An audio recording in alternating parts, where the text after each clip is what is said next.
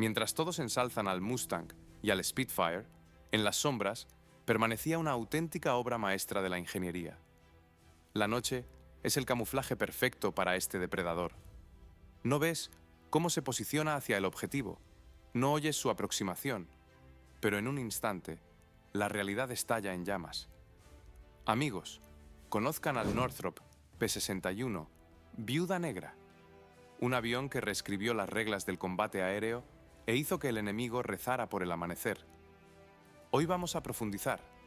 ¿Cómo lograron los ingenieros de Northrop integrar en este fuselaje tecnologías que cambiaron el curso de la historia?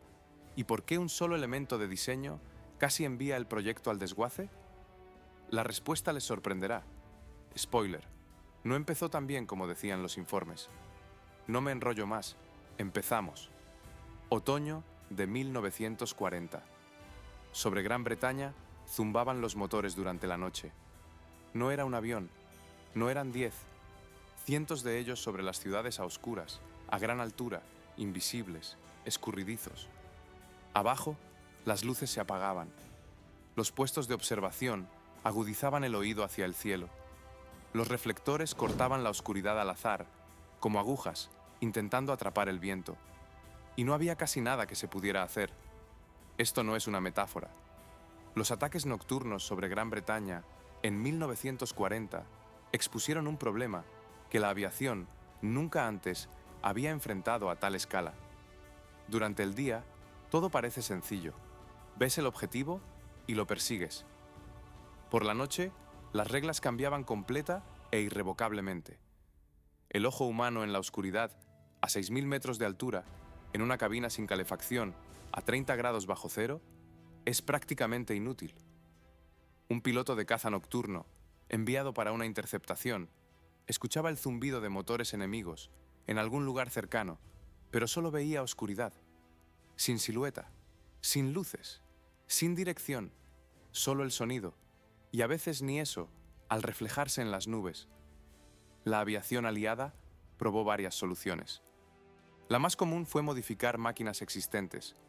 Los estadounidenses tomaron un bombardero bimotor Douglas A-20 y lo convirtieron en un caza nocturno bajo la designación P-70.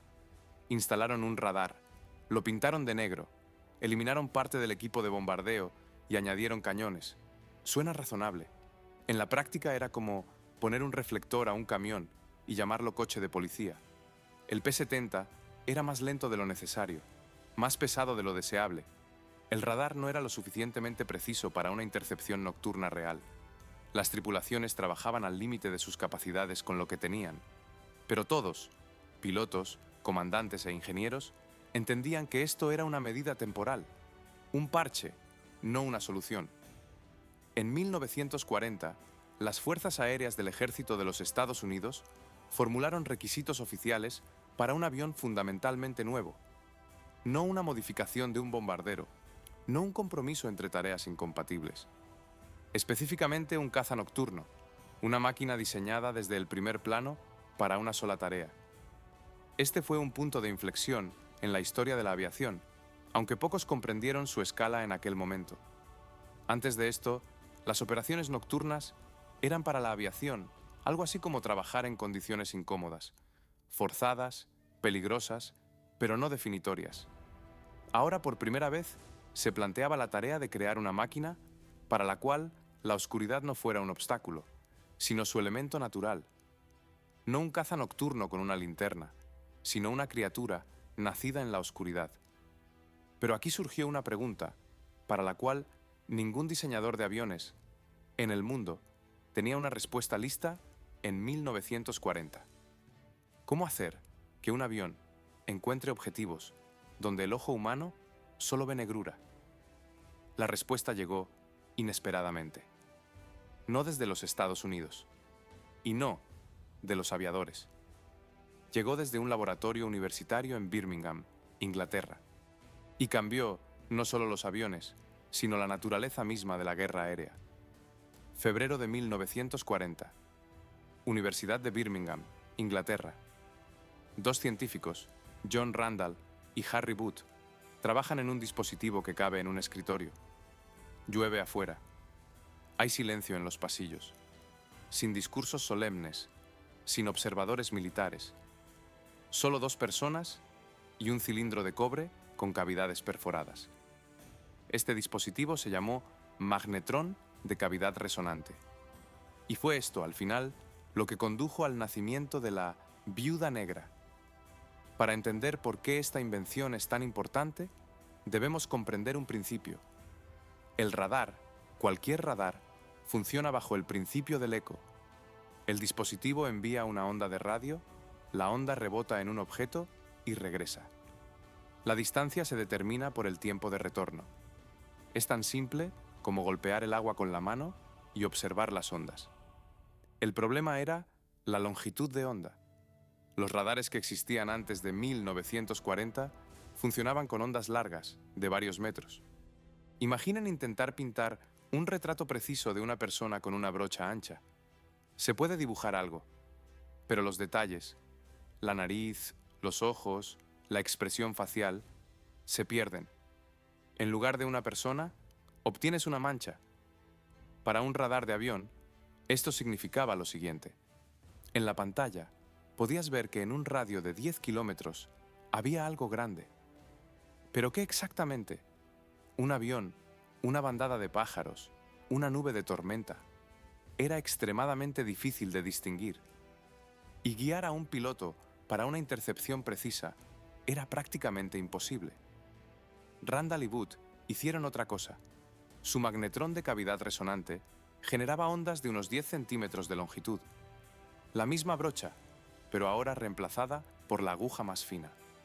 Una onda de 10 centímetros proporcionaba una resolución que antes era inalcanzable.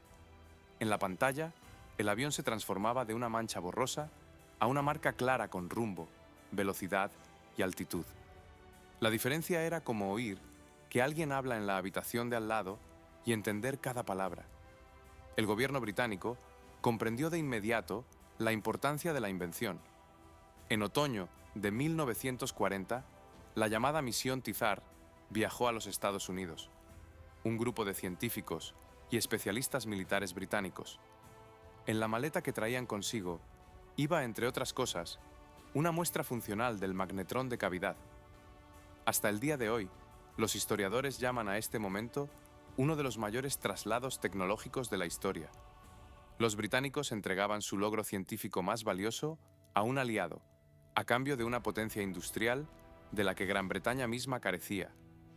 Los ingenieros estadounidenses recibieron el magnetrón, lo estudiaron, lo reprodujeron, lo mejoraron, y durante los 2 años siguientes crearon basándose en él un radar de intercepción aérea designado como SCR-720, Signal Course Radio, modelo 720. El SCR-720 podía detectar un objetivo aéreo a una distancia de hasta 8 kilómetros, en oscuridad absoluta, bajo la lluvia, en nubes densas, donde el ojo humano no veía nada a un brazo de distancia. En 1942, esto era tan increíble como si hoy a alguien le mostraran un dispositivo capaz de ver a través de las paredes. Pero había un problema. El SCR-720 pesaba varios cientos de kilogramos. Era del tamaño de un refrigerador pequeño y requería una persona separada para operarlo directamente en el aire. No era un dispositivo que pudiera simplemente atornillar a un caza existente. Era un sistema complejo, pesado, que requería una plataforma especialmente diseñada. Fue exactamente ahí donde el ejército recurrió a la compañía Northrop, con una tarea específica: crear un avión que fuera digno de este radar. Enero de 1941. California. Oficinas de Northrop Aircraft. Sobre el escritorio de Jack Northrop yacía una especificación técnica de las fuerzas aéreas del ejército de los Estados Unidos. El ejército quería un caza nocturno, no una conversión, no un compromiso. Una máquina creada desde cero para una tarea específica: interceptar objetivos aéreos en la oscuridad usando el nuevo radar SCR-720. Northrop leyó el encargo. Luego, al parecer, empezó a pensar de forma diferente al resto. La mayoría de los diseñadores de aviones de aquella época habrían seguido el camino habitual. Primero el avión, luego ver qué equipo cabe dentro. Northrop invirtió esta lógica. Si la herramienta principal de la máquina es el radar, entonces el avión debe construirse alrededor del radar. No al revés. Esto suena como una solución obvia. Pero en 1941 fue un alejamiento radical de toda la práctica de aviación anterior. Northrop propuso el siguiente concepto: un avión bimotor con dos derivas, una configuración de doble cola, una góndola central para los tres tripulantes, el radar en el morro, detrás de un carenado redondeado hecho de material transparente a las radiofrecuencias, pesado armamento de cañones en la parte inferior del fuselaje y una torreta controlada remotamente en la parte superior. El ejército estudió los planos. En enero de 1941 se firmó un contrato por dos prototipos bajo la designación XP-61, caza experimental modelo 61. Y entonces ocurrió algo que hasta el día de hoy parece una apuesta. Durante los siguientes 13 meses, mientras los prototipos aún se estaban construyendo, antes de que un solo avión de producción hubiera despegado, mientras el concepto existía solo en papel y en maquetas, las Fuerzas Aéreas del Ejército de los Estados Unidos firmaron contratos para la entrega de un total de 573 máquinas de producción, 573 aviones, antes del primer vuelo. Esto no fue imprudencia ni accidente, fue un riesgo calculado. La tecnología del radar S CR-720 ya existía y funcionaba. El concepto era convincente y no había tiempo para largas deliberaciones. El ejército hizo una apuesta, y fue una apuesta grande. Mientras tanto, en la planta de Northrop, el trabajo se desarrollaba a una escala que inicialmente sorprendió incluso a los propios ingenieros, porque cuando los cálculos técnicos se convirtieron en números concretos, quedó claro que estábamos hablando de un avión distinto a todo lo que se había llamado caza anteriormente. Longitud, 15 metros y 11 centímetros. Envergadura, 20 metros y 12 centímetros. Peso máximo al despegue, más de 16.000 kilogramos. Para entender la escala, el famoso caza estadounidense, el North American P-51 Mustang, uno de los mejores cazas diurnos de aquella época, pesaba unos 4.800 kilogramos al despegue. El nuevo caza nocturno de Northrop era más de 3 veces más pesado. Esto no era simplemente un avión grande, era un avión que, en dimensiones y masa, se acercaba a los bombarderos ligeros, pero debía actuar como un caza. Rápido, preciso, en la oscuridad, a grandes alturas.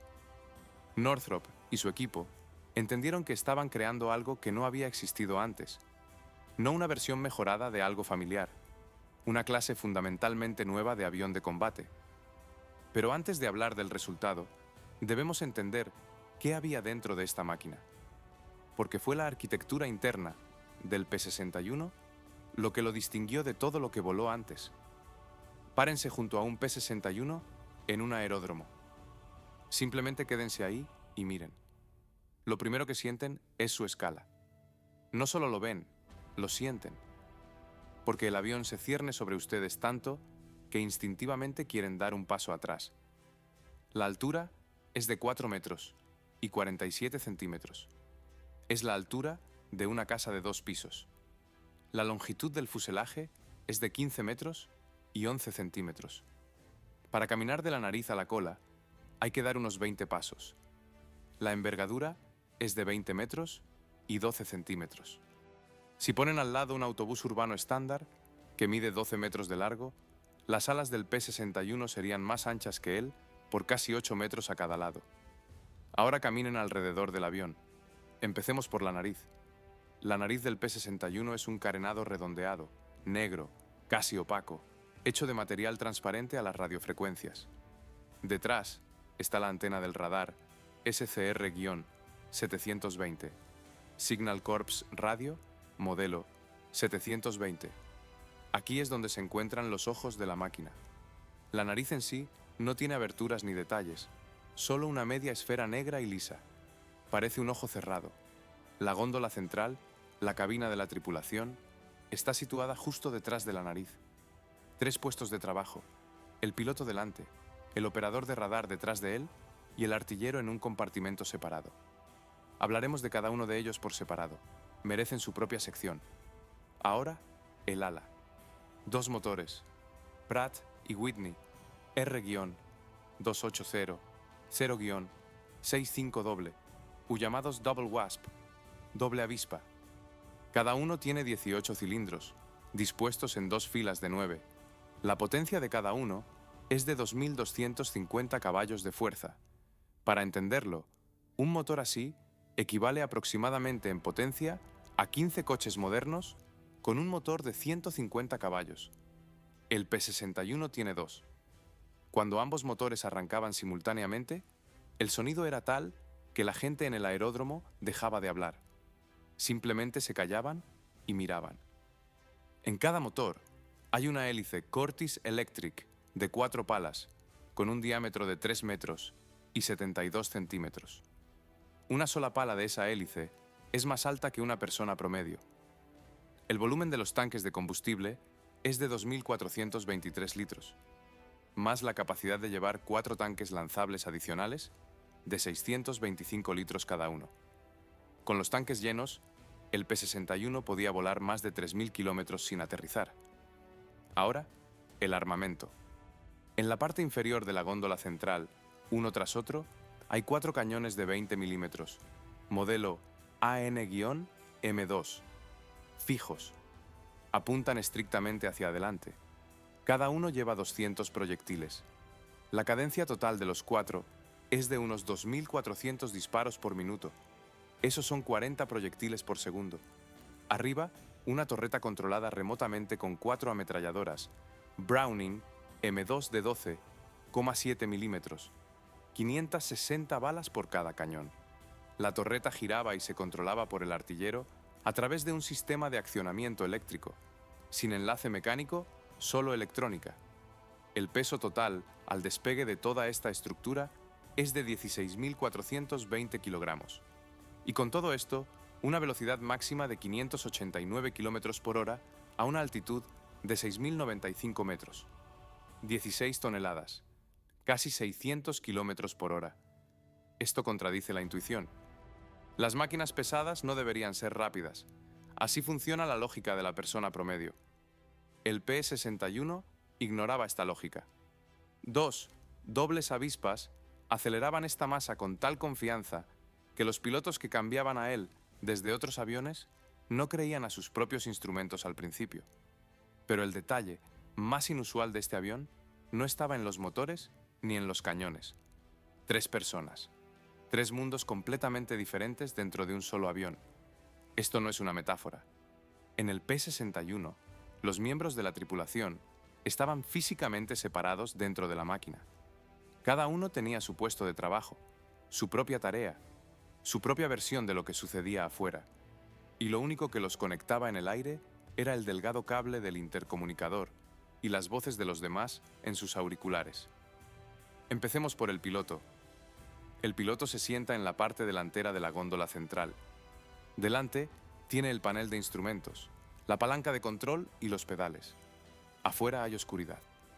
Completa, impenetrable, sin un solo punto de referencia. El horizonte no se ve, el suelo no se ve. A veces hay estrellas, a veces no. El piloto del P-61 vuela de noche exclusivamente por instrumentos. Esto solo requiere un entrenamiento especial. No todos los pilotos podían confiar más en los instrumentos que en sus propias sensaciones. Pero el piloto del P-61 tenía una tarea aún más difícil. No sabía dónde estaba el objetivo. No lo veía. No podía sentirlo. Simplemente ejecutaba las órdenes de la persona sentada detrás de él. Esta persona es el operador de radar. El puesto de trabajo del operador estaba ubicado directamente detrás del piloto, pero orientado hacia atrás, de espaldas a la dirección del vuelo. Delante del operador está la pantalla del radar, SCR-720, Signal Corps Radio, modelo 720. Un resplandor verde en la oscuridad de la cabina. En la pantalla, marcas, puntos brillantes, cada uno de los cuales significaba algo en el cielo nocturno. El operador leía estos puntos como texto: distancia al objetivo, rumbo del objetivo, velocidad de cierre, altitud. El operador traducía todo esto en órdenes y las transmitía al piloto por voz. Izquierda, más alto por 300 metros. Objetivo directo, distancia 4 kilómetros, 3 kilómetros, 2. El piloto ejecutaba, sin ver absolutamente nada. Esto requería un nivel de confianza mutua entre ambas personas difícil de sobreestimar. El piloto debía confiar en el operador completa y absolutamente. Porque cualquier duda, cualquier retraso en la ejecución de una orden y el objetivo desaparecía en la oscuridad. O, peor aún, el avión terminaba en la posición equivocada en un momento crítico. Las tripulaciones experimentadas del P-61 volaban juntas durante meses. Conocían las voces de los demás tan bien que entendían el nivel de urgencia por la entonación de una sola palabra. Esto no era solo coordinación. Era algo más cercano a cómo trabajan los socios de mucho tiempo, que se entienden sin explicaciones. El tercer miembro de la tripulación, el artillero, estaba ubicado por separado del piloto y el operador. Su puesto de trabajo estaba en la parte trasera de la góndola central. La tarea del artillero era operar la torreta superior con 4 ametralladoras Browning M2 de 12,7 milímetros. El control era remoto, mediante accionamientos eléctricos, sin contacto mecánico directo con la torreta. El artillero trabajaba con un sistema de puntería que transmitía una imagen de la torreta a su puesto de trabajo. Él apuntaba, él disparaba. La torreta giraba allá arriba, separada de él mismo. En combate, los tres trabajaban simultáneamente. El piloto mantenía el avión estable. El operador seguía el objetivo. El artillero estaba listo para abrir fuego bajo orden o dependiendo de la situación. 3 flujos de información, 3 conjuntos de decisiones, un avión. Cuando la tripulación trabajaba fluidamente, era una máquina de una eficiencia increíble. Cuando la comunicación se rompía, cuando las voces se perdían en el rugido de los motores, cuando el operador perdía la marca en la pantalla, todo se desmoronaba al instante. Es por eso que el entrenamiento de las tripulaciones del P-61 llevaba mucho más tiempo que el de los pilotos de cazas monoplaza estándar. Puedes dominar la técnica en semanas. Aprender a volar a ciegas por la voz de otra persona toma meses. Y en el centro de todo esto está la pantalla verde del radar SCR-720. Era lo que determinaba todo lo demás. Una cabina oscura, el rugido de los motores afuera, y frente al operador, una pantalla redonda de unos 20 centímetros de diámetro. Resplandor verde. El barrido rota lentamente en círculo, como el segundero de un reloj, solo que en el sentido de las agujas del reloj. Cada rotación, una nueva imagen del cielo nocturno. El radar S, CR-720, Signal Corps Radio, modelo 720, funcionaba de la siguiente manera. La antena en la nariz del avión enviaba continuamente pulsos de ondas de radio hacia adelante con una longitud de onda de unos 10 centímetros. Estas ondas se propagaban en el espacio a la velocidad de la luz, 300.000 kilómetros por segundo. Cuando un pulso encontraba un objeto en su trayectoria, un avión, una nube, una masa suficientemente densa, parte de la señal se reflejaba y regresaba a la antena. El tiempo entre el envío del pulso y la recepción de la reflexión daba la distancia al objeto. Es el mismo principio que un eco en las montañas. Gritas, oyes la respuesta, entiendes qué tan lejos está la pared. La diferencia es que un eco de montaña solo da la distancia. El SCR-720 daba mucho más. En la pantalla del operador, la señal reflejada aparecía como un punto brillante. La posición de este punto en la pantalla mostraba la dirección al objetivo. El brillo indicaba indirectamente el tamaño del objeto. El movimiento del punto entre las rotaciones del barrido daba la velocidad y el rumbo del objetivo. Una escala separada mostraba la altitud. El operador leía todo esto simultáneamente: distancia, rumbo, velocidad, altitud, y lo traducía en comandos de voz para el piloto. El alcance de detección del SCR-720 era de hasta 8 kilómetros. 8 kilómetros es la distancia a la que, en un día despejado, todavía puedes distinguir un edificio alto. De noche, entre nubes, desde una altitud de 6.000 metros, no verás absolutamente nada. El radar veía todo tan claramente como al mediodía. Una intercepción típica se veía así. El servicio de control terrestre detectaba un objetivo y dirigía al P-61 a la zona necesaria. Esto era necesario porque incluso 8 kilómetros es un sector pequeño en el enorme cielo nocturno, como buscar una aguja en un pajar sabiendo solo el pajar aproximado. Cuando el P-61 estaba en la zona necesaria, el operador comenzaba su propia búsqueda. En la pantalla aparecía una marca. El operador comenzaba a guiar al piloto. Izquierda. Objetivo más alto por 200 metros. Distancia 6 kilómetros. El piloto corregía el rumbo. 5 kilómetros. Desciende un poco. Objetivo a la derecha. El piloto corregía de nuevo. 3 kilómetros. 2,5. 2. A una distancia de aproximadamente 1,5 kilómetros, el piloto, por regla general, comenzaba a ver el objetivo visualmente. En una noche despejada, la silueta de un avión contra el cielo estrellado era distinguible. En una noche nublada, no. Y entonces, el ataque tenía que realizarse completamente a ciegas, mediante las órdenes del operador. Pero el SCR-720 tenía una limitación fundamental de la que rara vez se habla. El radar veía objetivos.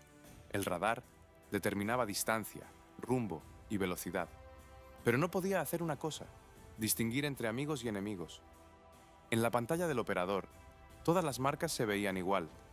Un avión enemigo y un avión aliado daban una señal absolutamente idéntica. En el cielo diurno, el piloto miraba el lateral y veía las marcas de identificación. En el cielo nocturno, no se veían marcas de identificación hasta que los aviones convergían casi de cerca. Esto requería que los operadores y pilotos tuvieran un conocimiento claro de la situación operativa, dónde debían estar los propios y dónde los enemigos. La más mínima confusión en los datos del control terrestre podía llevar a un error trágico. Existían sistemas de identificación amigo-enemigo, llamados transpondedores, respondedores de radio especiales, pero no siempre funcionaban de forma fiable, y los operadores experimentados sabían: si una marca se comporta de forma sospechosa, si no responde a una consulta estándar, primero hay que obtener una confirmación visual. Esto ralentizaba el ataque. A veces permitía que el objetivo escapara. El SCR-720 fue un milagro tecnológico de su tiempo, pero era una herramienta, no una solución. Su eficacia dependía totalmente de la persona detrás de la pantalla. Mayo de 1942. Aeródromo de Hawthorne, California. El primer prototipo del P-61, bajo la designación XP-61, caza experimental, modelo 61, rueda hacia la pista de despegue. En tierra están los ingenieros de la compañía Northrop, observadores militares, varios fotógrafos. Todos guardan silencio. Porque este no es solo un vuelo de prueba. Es el momento en que 1 año y medio de trabajo de miles de personas, planos, cálculos, discusiones, alteraciones, se convierte en algo que o vuela o no. El avión voló. Esa fue la buena noticia. Las malas empezaron después. Los vuelos de prueba son un proceso que los ingenieros aeronáuticos describen más o menos así. Construyes algo según todas las reglas de la ciencia, lo elevas al aire y descubres exactamente qué no tuviste en cuenta. No si lo descubres, sino cuándo. La única pregunta es: ¿qué tan inesperado será este descubrimiento? Con el P-61 hubo muchos descubrimientos. Para no desgastar el único prototipo, las Fuerzas Aéreas del Ejército de los Estados Unidos encargaron 13 máquinas de preproducción bajo la designación YP-61, pruebas de servicio, modelo 61. Se construyeron en paralelo a la continuación de las pruebas y se utilizaron para verificar diferentes sistemas bajo diferentes condiciones. 13 aviones. Eso es serio. Significaba que los evaluadores no solo estaban comprobando el concepto básico, estaban trabajando en el ajuste fino de cada unidad.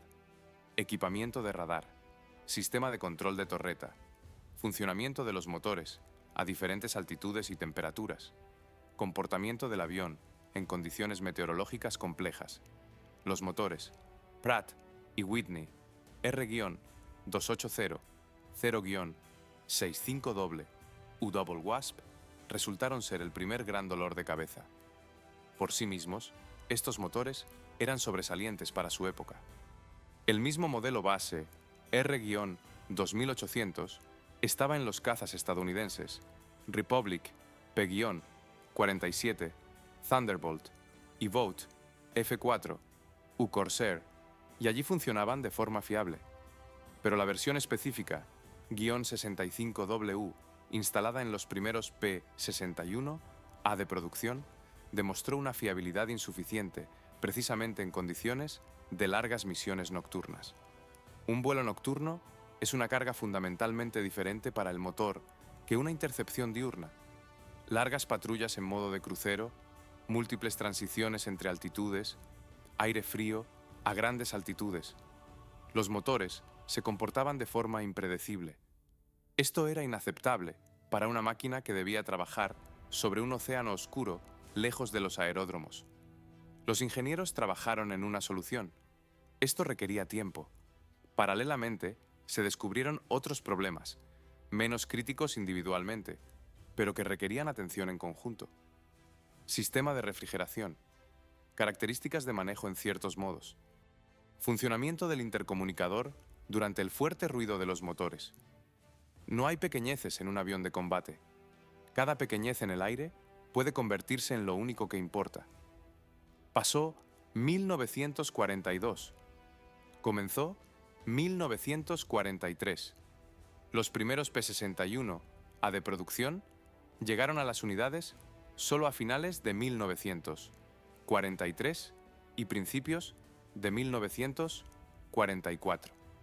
Entre el primer vuelo del prototipo en mayo de 1942 y el inicio de las entregas reales, pasó casi un año y medio. Un año y medio es mucho tiempo en cualquier circunstancia. En condiciones de confrontación activa en varios teatros simultáneamente, fue un tiempo muy largo. Mientras los ingenieros de Northrop arreglaban metódicamente un problema tras otro, mientras los evaluadores elevaban el P-61 al cielo de California una y otra vez, en el Pacífico, en el norte de África, en Europa, las tripulaciones aliadas continuaban volando con lo que tenían, con bombarderos convertidos con radar insuficiente, con máquinas que todos entendían que eran una solución temporal. Esta presión, el saber que en algún lugar esperaban un avión real, se sentía tanto en la fábrica como en el aeródromo de pruebas. Pero no había que apresurarse, porque fue entonces, en el proceso de pruebas, que se descubrió un problema que nadie había previsto, y que casi anuló una de las principales ventajas de todo el diseño. El piloto de pruebas gira la torreta, lentamente, suavemente, como prescribe el manual, y en ese momento, el avión comienza a temblar.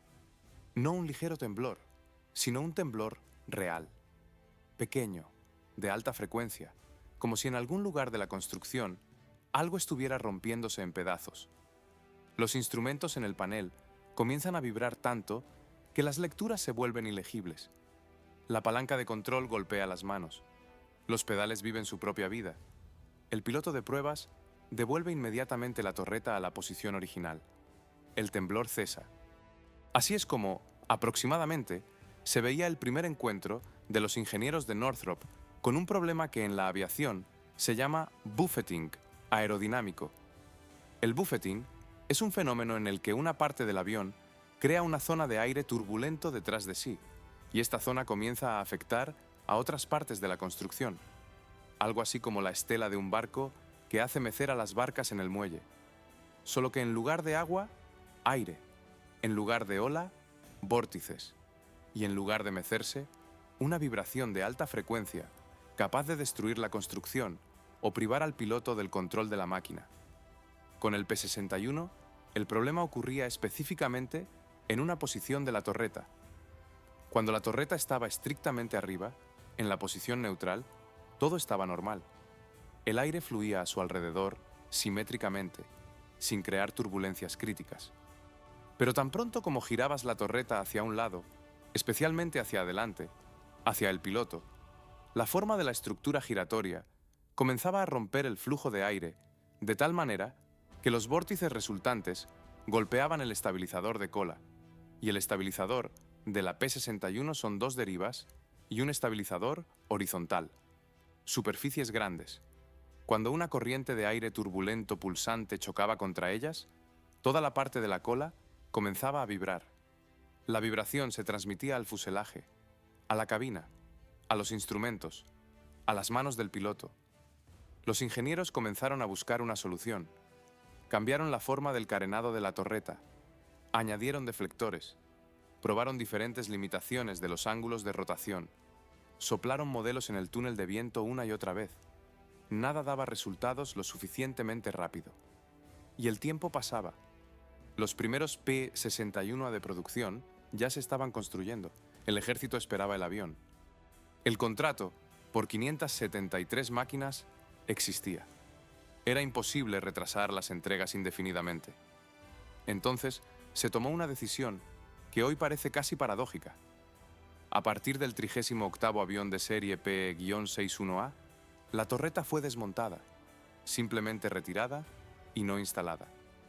4 ametralladoras, Browning M2 de 12,7 milímetros, el armamento defensivo principal de la máquina, esa misma torreta que se había desarrollado desde el principio del programa, que hacía del P-61 no solo un cazador, sino una máquina protegida, fueron retiradas de la gran mayoría de los aviones de producción. El P-61A sin torreta seguía siendo una máquina formidable. Los 4 cañones fijos de 20 milímetros en la parte inferior del fuselaje permanecían donde estaban. Pero esto era armamento solo para atacar estrictamente hacia adelante, para un golpe a un objetivo que el radar ya había captado, sobre el cual el operador ya había guiado, sobre el cual el piloto ya se había alineado. La capacidad de defenderse contra un ataque desde otra dirección, desde atrás, desde el costado, era prácticamente inexistente. En total, se construyeron 200 aviones P-61A. La mayoría de ellos volaron sin torreta. Los ingenieros continuaron trabajando en el problema, lenta, metódicamente, sin garantías.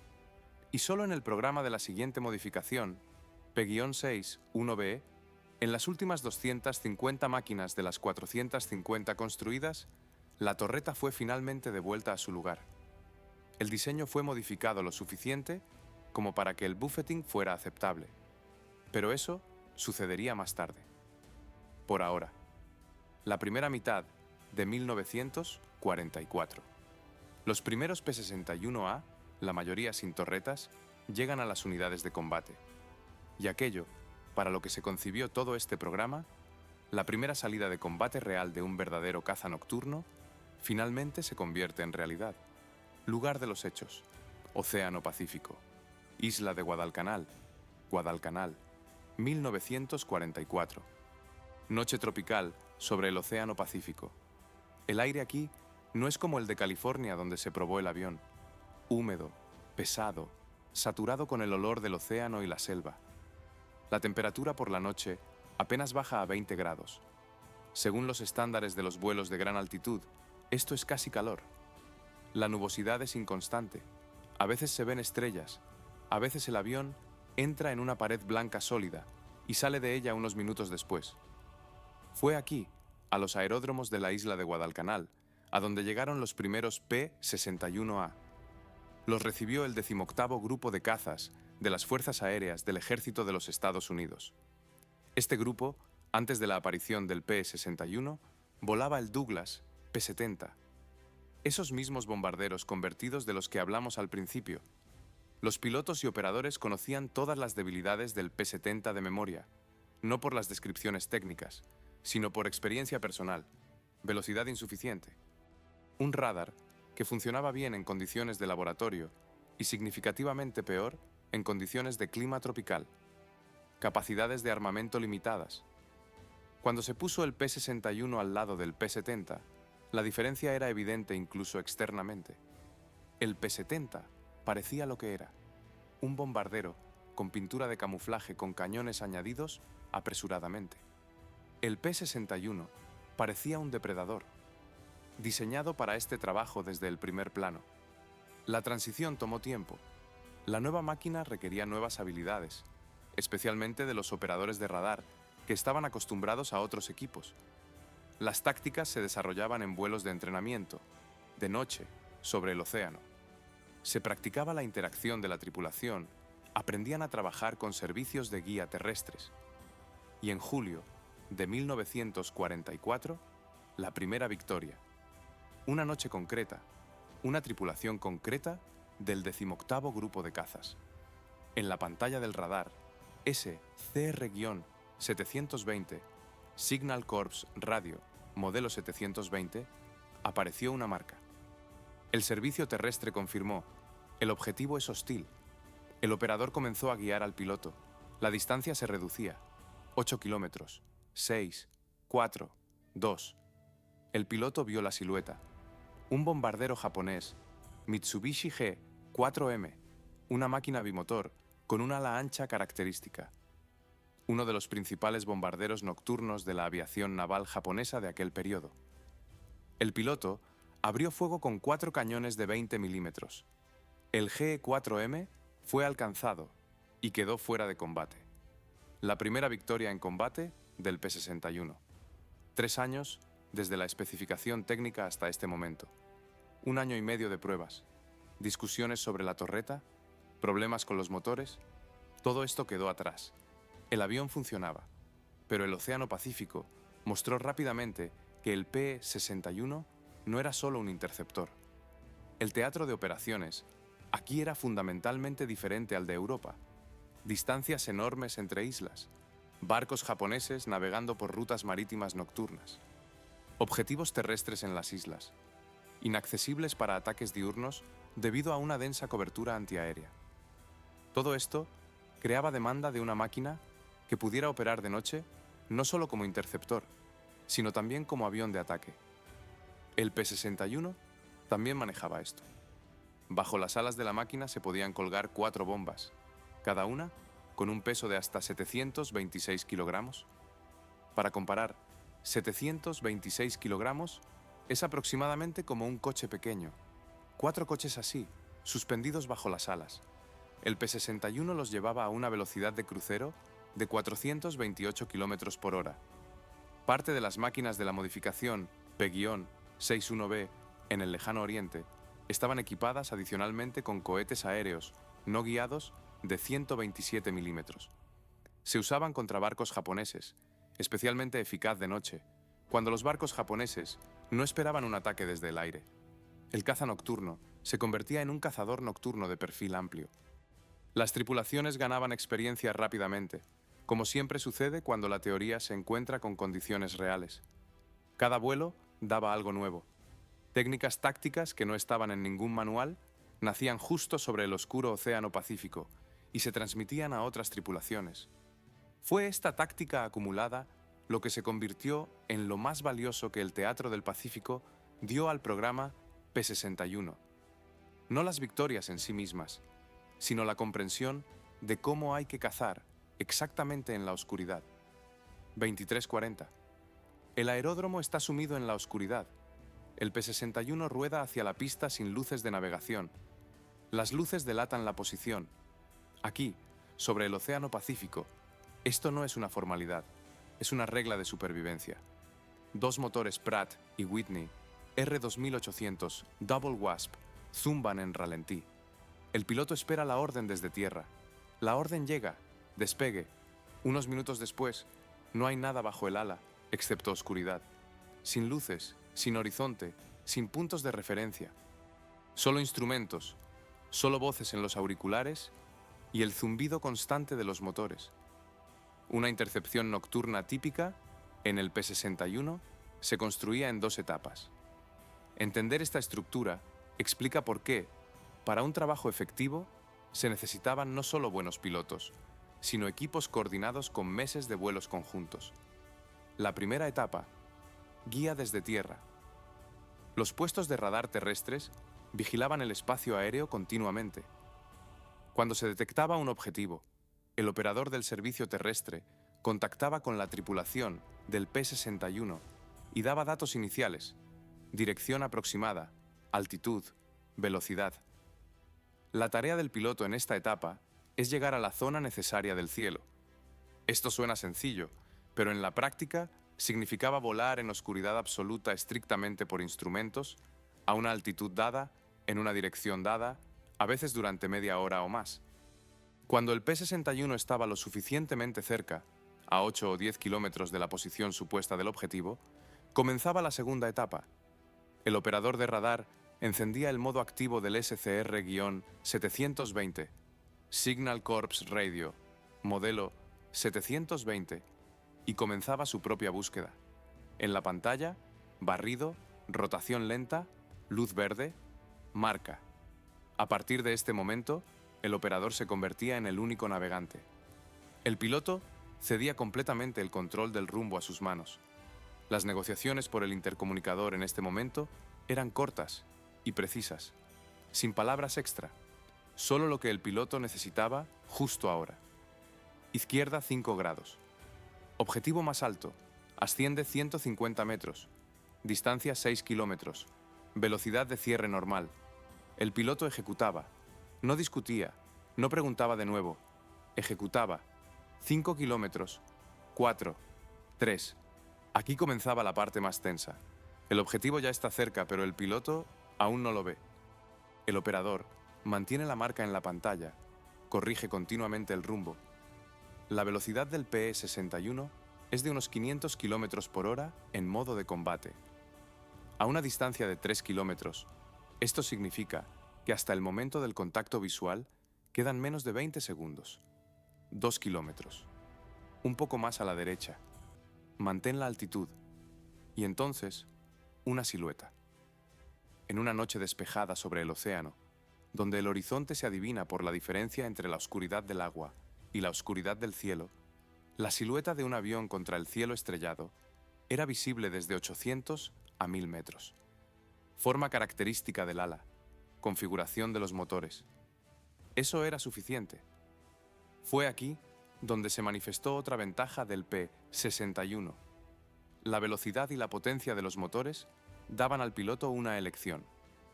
Uno podía acercarse rápidamente y atacar inmediatamente. Uno podía venir desde abajo, usando el fondo oscuro del agua como camuflaje. Uno podía venir desde arriba, usando el cielo estrellado, pero entonces el propio P-61 se volvía visible. Las tripulaciones experimentadas preferían un ataque desde abajo y atrás, el objetivo contra el fondo de las estrellas, el atacante contra el fondo del agua oscura. La asimetría de visibilidad trabajaba a favor del cazador. El piloto abría fuego con 4 cañones de 20 milímetros a una distancia de 300 a 500 metros. La ráfaga era corta, 2, máximo 3 segundos. Simplemente no había tiempo para más a esa velocidad de cierre. Fallar significaba la necesidad de girar y hacer una nueva aproximación. Nueva guía, nuevo ciclo. El objetivo, mientras tanto, podía cambiar de altitud y rumbo. Un impacto significaba un resultado. Pero incluso la tripulación más practicada no estaba a salvo de una cosa. Cuando la voz del operador desaparecía en los auriculares, debido a interferencias, debido a un fallo técnico, debido a cualquier cosa, el piloto en un instante se quedaba solo, en la oscuridad, a una velocidad de 500 km por hora, sobre el océano, sin entender dónde estaba el objetivo y si siquiera había uno cerca. Es por eso que las mejores tripulaciones del P-61 nunca cambiaban la composición sin una necesidad extrema. La voz en los auriculares debía ser reconocible, familiar, la propia. Esto no es sentimentalismo, esto es táctica. Inglaterra, finales de 1943, principios de 1944. El cielo aquí es completamente diferente. No es la negrura tropical de Guadalcanal, con el olor del océano y el aire húmedo. La noche europea es gris, densa, con nubosidad baja y niebla que se extiende sobre campos y jardines de tal manera que las luces del aeródromo se difuminan ya a 100 metros. El frío es diferente, no es de altitud, sino húmedo, frío, del que se mete a través de cualquier ropa. Los P-61 comenzaron a llegar aquí. El teatro europeo de confrontación planteaba tareas diferentes para los cazas nocturnos que el Océano Pacífico. Aquí no había infinitos espacios oceánicos y barcos japoneses solitarios en la noche. Aquí había una red densa de aeródromos, depósitos, cruces. Aquí había un enemigo organizado y experimentado con su propia aviación, sus propias tácticas y años de experiencia en operaciones nocturnas. Los primeros P-61, basados en aeródromos en Inglaterra, recibieron una tarea concreta: protección nocturna de las bases aéreas estadounidenses. Esto era estratégicamente importante. En la primavera de 1944, se concentraba una fuerza colosal en los aeródromos británicos, miles de aviones que se preparaban para el desembarco en Normandía. La destrucción o el daño a estas bases mediante ataques nocturnos podría haber complicado seriamente la preparación para la operación. Los P-61 debían evitar esto. A las unidades que ya estaban en Inglaterra se unió el 425 Escuadrón de cazas nocturnos. Juntos formaron un escudo que cubría las bases estadounidenses durante la noche. Y fue aquí, en Europa, donde el P-61 mostró uno de los resultados más impresionantes de todo su tiempo de servicio. En la primera salida de combate en el teatro europeo, en la primera, no en la 10ª ni en la 50ª, las tripulaciones del P-61 basadas en Inglaterra derribaron 4 bombarderos alemanes en una sola noche. 4 máquinas. Primera salida. Para entenderlo, esto no es la norma ni siquiera para escuadrones experimentados. La intercepción nocturna es una operación compleja con muchas variables. 4 resultados confirmados en una noche y en la primera salida de combate en un nuevo teatro, esto hablaba de la calidad del entrenamiento de las tripulaciones y la efectividad de la máquina misma mejor que cualquier protocolo de prueba. 6 de junio de 1944. Desembarco de las tropas aliadas en Normandía. Después de que las fuerzas aliadas se establecieron en el continente, la necesidad de cobertura aérea de los aeródromos en el territorio de Inglaterra se volvió menos aguda, pero se abrieron nuevas oportunidades. Los P-61 comenzaron a trasladarse a aeródromos en Francia, primero temporales, luego permanentes, a medida que los ejércitos aliados avanzaban hacia el este. Desde aeródromos continentales, el radio de acción del P-61 cubría áreas fundamentalmente diferentes. Ahora las viudas negras operaban sobre la Europa ocupada en los últimos meses de la confrontación. El enemigo aquí era diferente tanto en máquinas como en tácticas. La aviación alemana para este periodo sufría pérdidas significativas en los combates diurnos. Las operaciones nocturnas seguían siendo una de las pocas formas de actuar con un nivel de riesgo aceptable. Precisamente por eso, el cielo nocturno sobre Europa Occidental, a finales de 1944 y principios de 1945, estaba lejos de estar vacío. Los P-61 europeos operaban principalmente como interceptores. A diferencia del Pacífico, donde la máquina se utilizaba activamente en un papel de ataque, con bombas y cohetes contra objetivos terrestres y marítimos, en Europa, la tarea principal seguía siendo específicamente la intercepción de objetivos aéreos de noche. Esto se explicaba por la diferencia en la situación operativa. En el Pacífico, los objetivos para ataques estaban dispersos por un enorme espacio y a menudo solo eran accesibles de noche.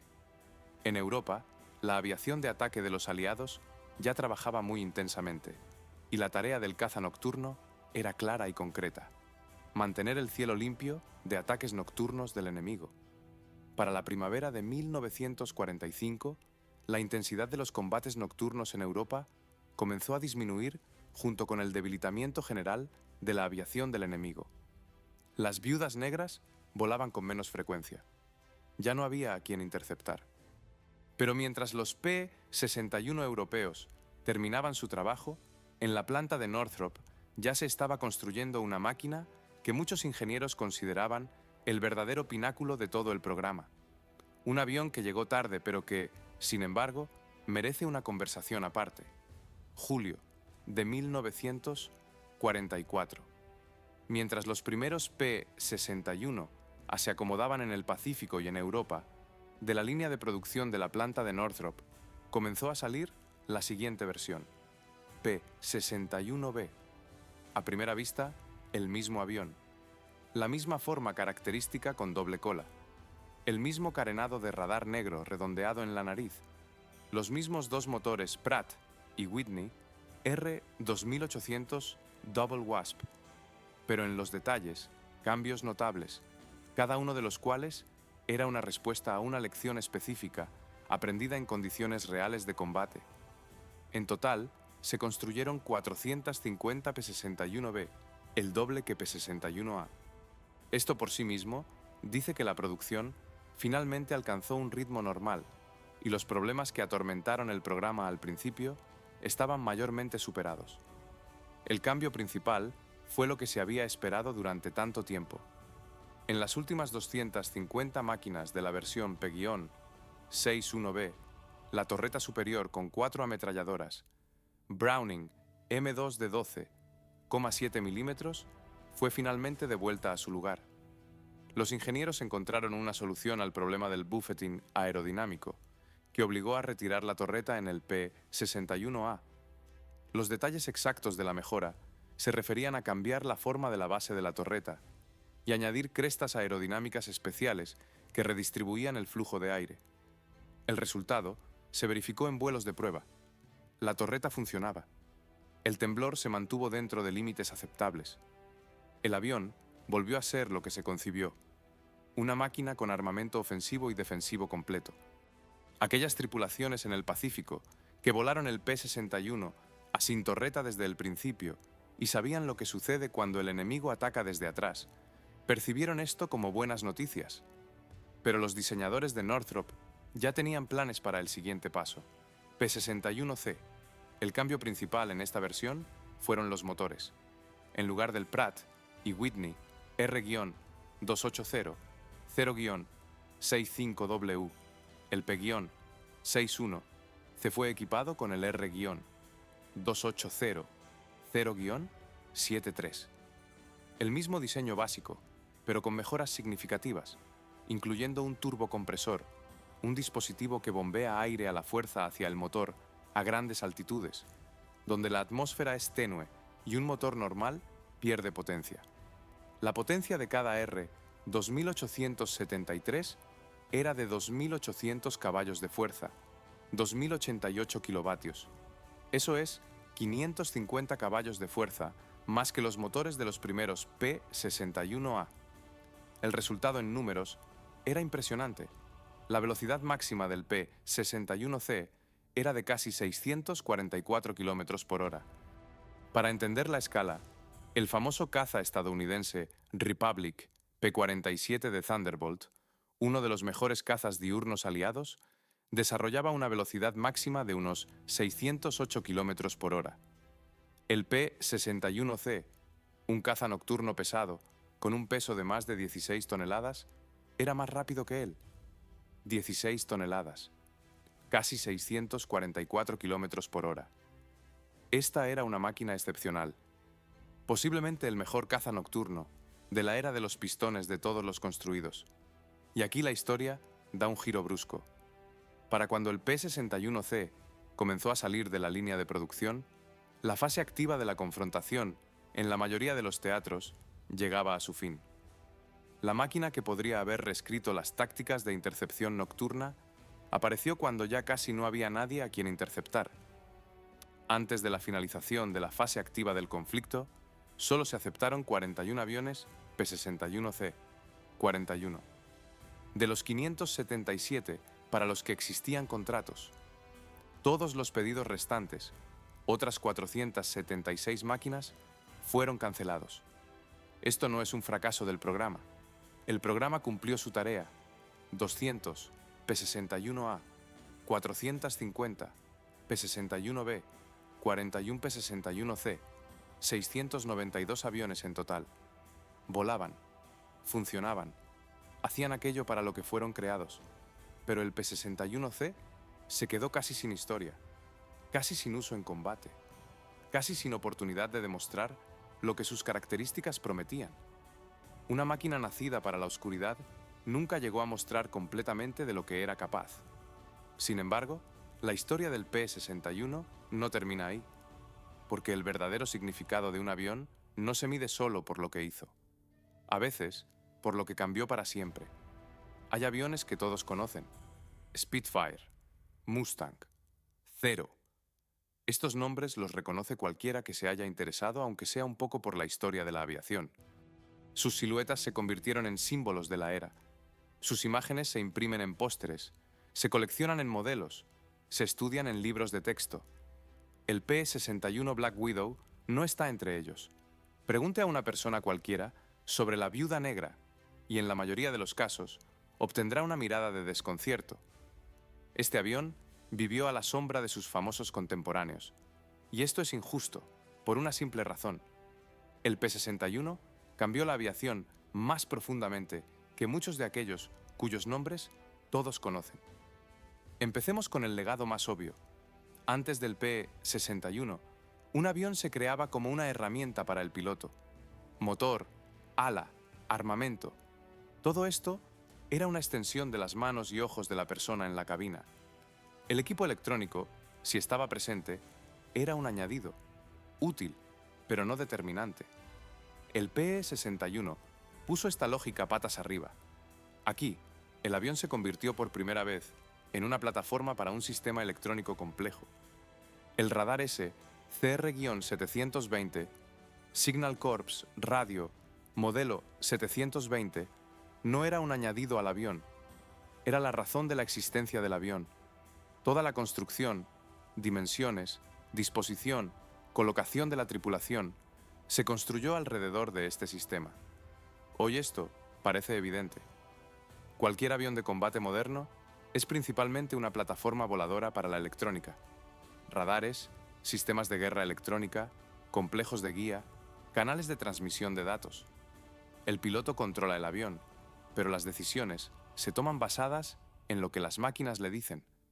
Este principio se implementó por primera vez en toda su magnitud, precisamente en el P-61, en 1942, en la oficina de diseño californiana de la compañía Northrop.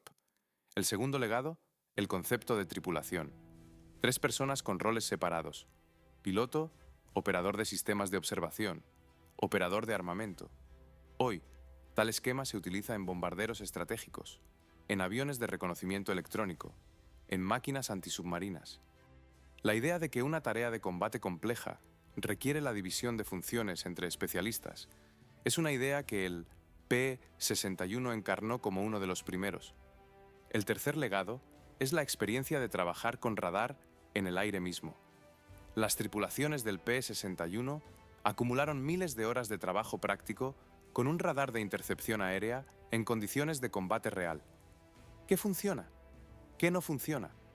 ¿Cómo interactuar con los servicios terrestres? ¿Cómo leer la pantalla en condiciones de interferencia? ¿Cómo construir una intercepción dependiendo del clima y la altitud? Esta experiencia no es abstracta. Formó la base de manuales tácticos que determinaron el desarrollo de la aviación de caza nocturna durante décadas. Hoy en día, solo quedan unos pocos P-61 auténticos en el mundo. Uno de ellos en el Museo Nacional del Aire y el Espacio del Instituto Smithsonian en Washington. Otro en el Museo Nacional de la Fuerza Aérea de los Estados Unidos en Dayton, Ohio. Si alguna vez se encuentran cerca de uno de ellos, deténganse. No lo miren como una pieza de exhibición. No lean la placa con las características técnicas de inmediato. Simplemente párense al lado y miren. 16 toneladas de metal negro. Una envergadura de 20 metros. Una nariz negra cerrada, detrás de la cual una vez giró una antena que veía la oscuridad. 2 motores enormes que llevan 8 décadas en silencio. En la sala del museo hay silencio. La luz es difusa, dirigida. El avión está inmóvil, como si simplemente esperara. Es aquí donde entiendes algo importante. El P-61 apareció en el momento en que la humanidad se ocupó seriamente por primera vez de la pregunta: ¿cómo actuar donde los ojos son inútiles? ¿Cómo cazar donde no se ve nada? No con una linterna, no al azar, sino con precisión, con un sistema, con la comprensión de lo que sucede alrededor, incluso en la oscuridad total. La respuesta que dio el P-61 resultó ser tan correcta que la usamos hasta el día de hoy. En cada avión moderno con radar, en cada sistema que ve lo que el ojo humano es incapaz de ver. La viuda negra no se convirtió en un símbolo de la era en la conciencia de las masas. No se le conoce como se conoce al Mustang o al Spitfire. Pero la aviación que tenemos hoy se ve exactamente así, y no de otra manera, en parte porque en 1942 en California, un grupo de ingenieros decidió construir un avión alrededor de un radar, y no un radar alrededor de un avión. La oscuridad dejó de ser un refugio, y el P-61 Black Widow fue el primero que lo demostró. Gracias por vernos. Hasta pronto.